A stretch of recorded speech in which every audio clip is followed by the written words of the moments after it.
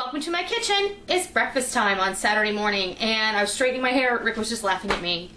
And I thought of a really great idea to make some waffles from our food storage, but we're gonna make some butter pecan waffles. And let's see what goes into this.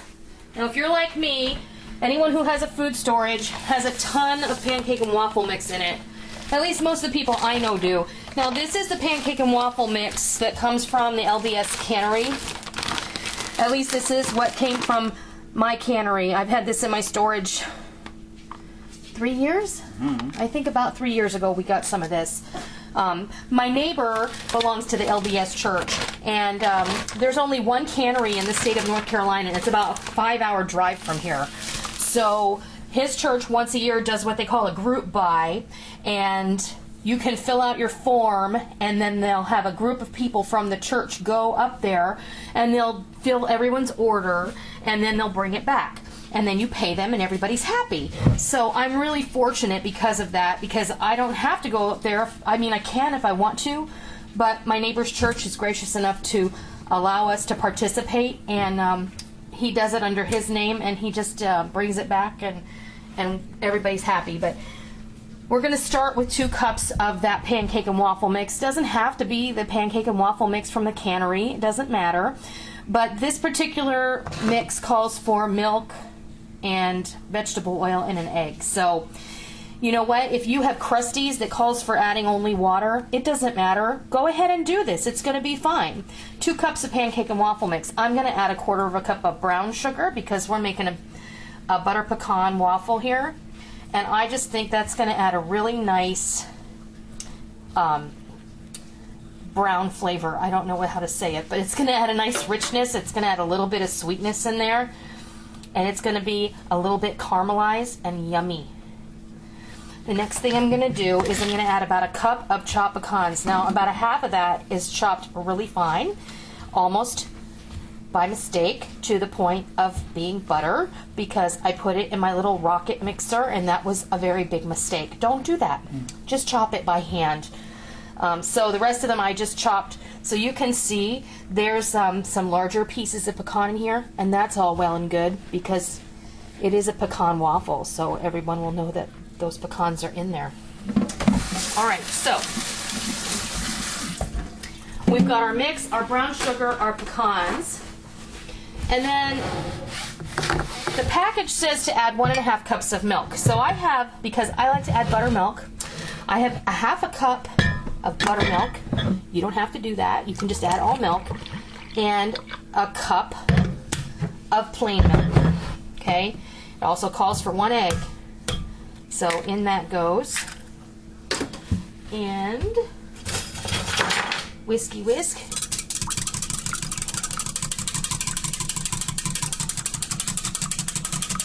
I just like to get all the wet ingredients incorporated together.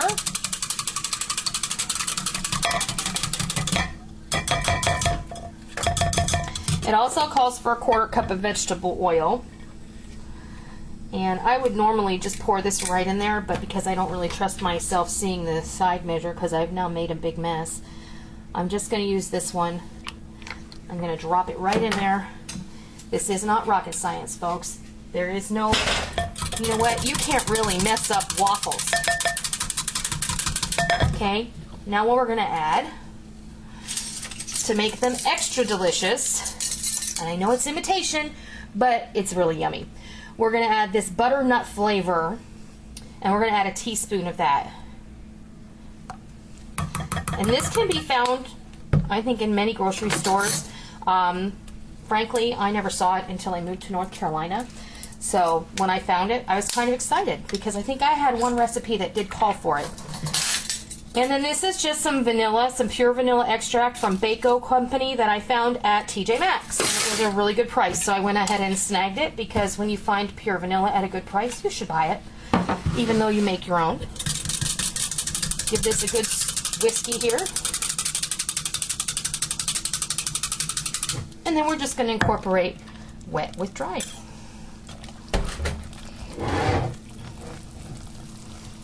And this is the point where you're going to assess whether it's too thick, whether you'd prefer it to be a little thinner.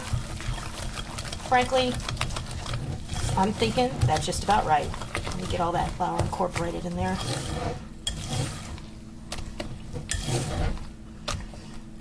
I'm going to add just a skosh more milk. I like my waffle batter to be a little bit thinner. Let's call that a half a cup of milk. I know people, sometimes they get scared when they see people who cook who don't measure, and they get worried that it's not going to come out right. Well, guess what? There's pretty much a fix for anything that you can mess up. Put too much salt in your soup, throw a potato in there and let it simmer for 10 minutes. That potato is going to absorb all that salt. You put too much milk in this pancake and waffle batter, what are you going to do? You're going to add another spoonful of dry mix, and you're going to let it work itself out. And there's your batter. Now, I'm going to grab a half cup measure here. Maybe. Yeah, there we go. I've got my waffle iron heating and ready to go.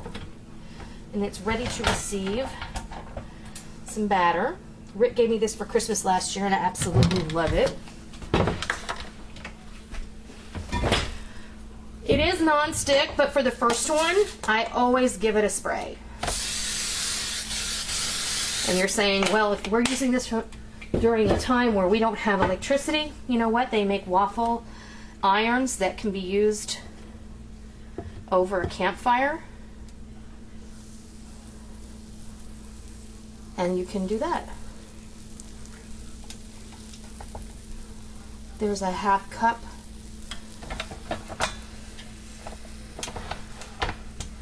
I like to give it a couple of turns and then turn it all the way over. And now we're just going to wait until the button goes the right way, and then we're going to come back and we're going to show you what it looks like. All right, our waffles are ready, so let's pour over some maple syrup. And this is pancake syrup. You can use pure maple syrup, use whatever you like. I like to buy this Log Cabin pancake syrup because it doesn't have any high fructose corn syrup in it, and it's very tasty and it doesn't give me a headache. So for as often as I eat it, which is very seldom. But this, I just want to let you know, this recipe made 6 full round waffles, and that's enough to feed my family, plus 1 extra left over because the first ugly one always goes to the dogs, and they loved it. So, butter pecan waffles made from your food storage pancake and waffle mix, and a little extra added in. All those things were shelf stable. You could even add egg powder if you wanted to, and powdered milk and powdered buttermilk, and just add water. It doesn't matter. But it's a really great way to use our food storage now every day, because using it every day is how we learn to use it all the time. And then when we have to use it, it won't be a surprise. So, I hope it was good, huh, Tally? You liked that, huh? And Sammy too, huh? Everybody liked the waffles. Everybody. Okay, so I hope that this inspires you to try something new with your pancake and waffle mix that you have in your food storage, because I know we all have it, and you can make a lot from it. You can use it as a muffin base, you can use it for waffles, you can use it for pancakes, for crepes, you can use it a lot of different ways. So let's all get our brains together and figure out what else we can do with this pancake and waffle mix. So I hope you try this, I hope you love it, and until next time, I'll see ya!